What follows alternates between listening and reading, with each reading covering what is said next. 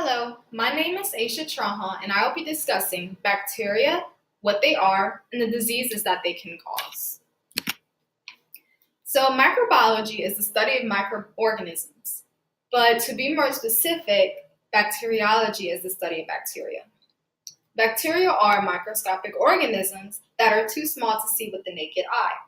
However, although they are considered one of the smallest organisms, 0.37 nanometers being the smallest, they are considered the giants of this world. So, when you hear the word giant, you may think of dinosaurs or maybe even elephants. Bacteria really wouldn't come to mind. But bacteria are considered the giants of the world because 57% of our cells are not human cells, but they are bacterial cells. So bacteria can inhabit our skin, they can inhabit our hair, or inside of our mouth. And the bacteria that can reside on our body is termed a microbiome. So microbiomes can range from genders, ages, race, and even geographical location. So what I mean by can range from geographical location is that someone in Africa may have a different microbiome than someone who lives in Mexico or someone who lives in Canada. So bacteria are unique just like humans. Bacteria can come in different shapes, sizes, colors, names, and genomes. So there are three basic shapes that bacteria can come in. So we have the spherical shape, kind of looks like a circle. We have rods, and we have spiral. So bacteria, some of the bacteria that has these shapes, I will name. So for the spherical shape, Staphylococcus epidermidis, which is found in our skin, has this shape. For the rod, we have E. coli, and for the spiral, we have Treponema pallidum. Although the first thing that comes to mind when we hear bacteria is germs, there are more beneficial bacteria than there are bacteria that can be harmful to us.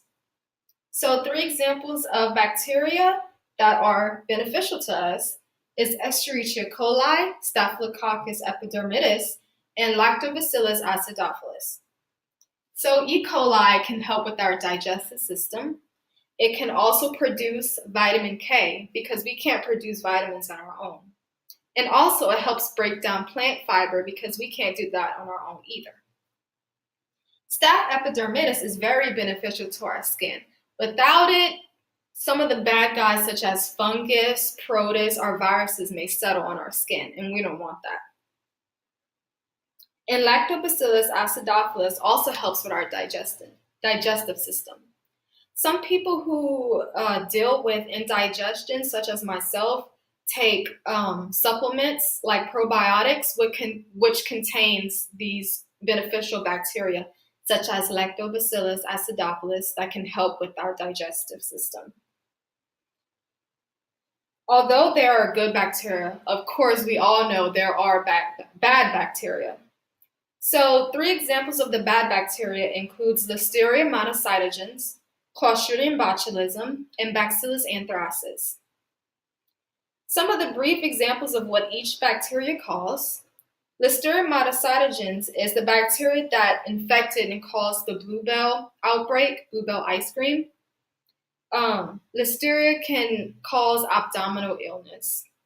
The bacteria Clostridium botulism causes botulism and is the most potent biological toxin known to man. Someone can acquire this infection by eating improperly canned food. This toxin can alter our neurotransmitters, which continuously releases the neurotransmitter acetylcholine, causes us to have continuous spasms. So it's very, very dangerous. Last but not least, the bacteria Bacillus anthracis. This bacteria is most commonly used in biological warfare, and Bacillus anthracis can cause an infection named anthrax. So a person who has been affected by this bacteria can have skin ulcers, or their skin can turn black, and even have respiratory problems. So the giants of this world are actually the most smallest, simplest organisms that live right among us. They inhabit the soil, the atmosphere, and our bodies. Money is not the only thing that makes the world go round, but it's also bacteria. Ranging from different shapes, sizes, colors, and genomes, our microbiomes are also what makes us unique.